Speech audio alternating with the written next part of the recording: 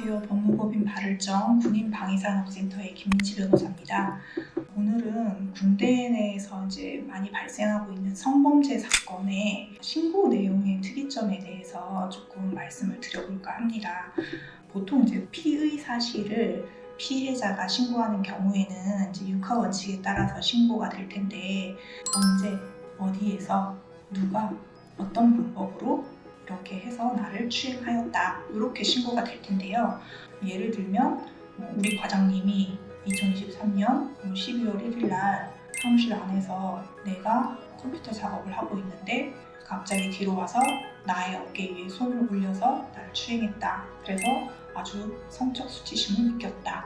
이런 게 전형적인 어떤 피해 사실의 신고 내용이 될 거고요.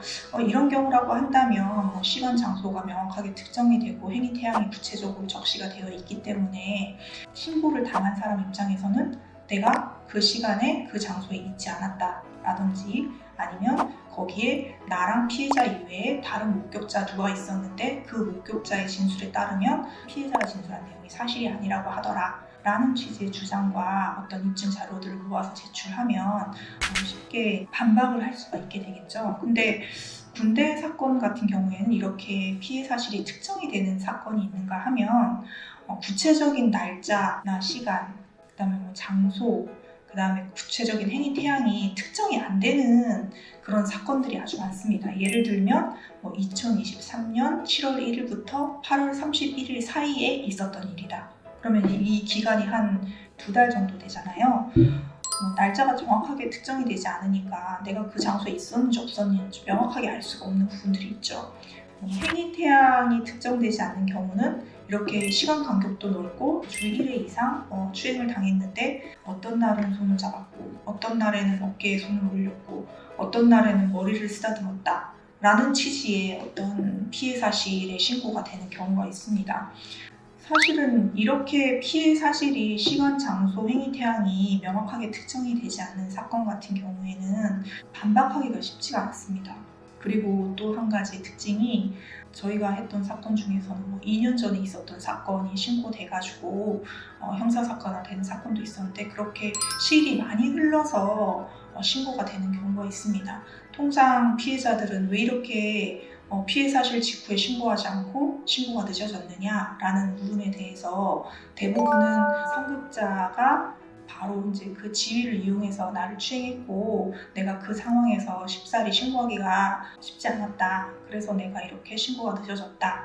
그래서 사건 당사자는 결국엔 조사 과정에서 피해자가 언제 어디에서 만졌다고 하던데 기억하느냐, 사실이냐, 인정하느냐 이렇게 물어보게 된다면 너무 오래됐으니까 기억이 나지 않는다, 내지는 나는 평소 그런 행동을 하는 사람이 아니기 때문에 내가 그런 일을 했을 리가 없다, 이런 취지의 어떤 추상적인 답변을 할 수밖에 없는 상황에 빠지게 됩니다.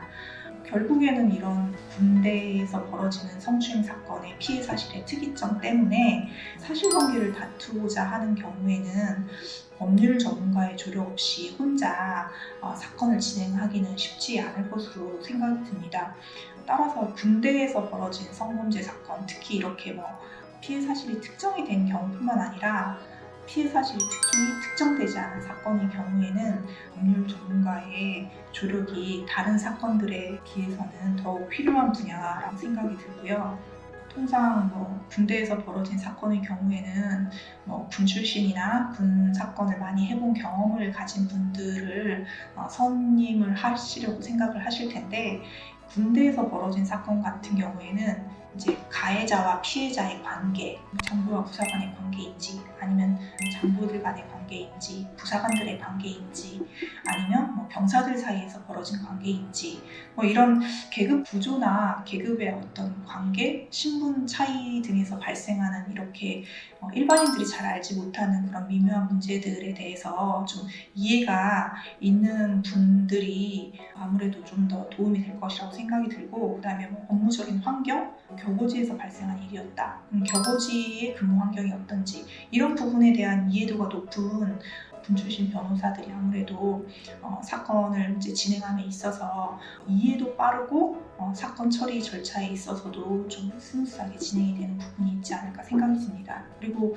국내 성범죄 사건 같은 경우에 통상적으로 밖에서 벌어진 사건은 피해자가 내가 이런 피해를 당했다라고 하면서 경찰에 신고를 하면서 사건이 진행되는 경우가 많은데, 군대 사건의 경우에는 지휘보호를 한다든지 자신의 직속 상급자에게 내가 이런 성추행 피해를 당했습니다라고 신고를 한다든지, 아니면 요새는 이제 각군 양성평등센터라는 게 각군에 이제 있는데, 양성평등센터에 내가 이런 피해를 당했습니다라고 신고하는 경우가 있고, 총장님한테 직접적으로 신고하는 경우도 있고, 이게 신고의 루트가 아주 다양하거든요.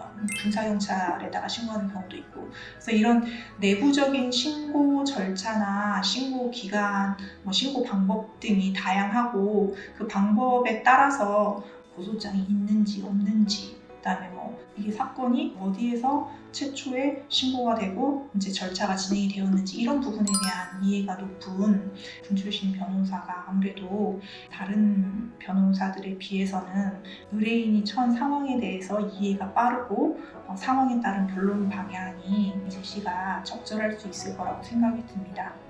지금까지 국내 성범죄 사건의 피해 사실의 특이점에 대해서 말씀을 드렸는데요. 혹시 성범죄 사건으로 조사를 받고 있는데 말씀드린 것처럼 피해 사실 자체가 불명확하고 시간, 장소, 행위 태양 등이 불명확하고, 그래서 조사 과정에서 약간 불리하게 진행이 된다라는 생각이 드시면 하루빨리 법률 전문가의 조력을 받으시기를 추천을 드립니다. 네, 지금까지 법무법인 발을정 군인방위산업센터의 김민지 변호사였습니다. 감사합니다.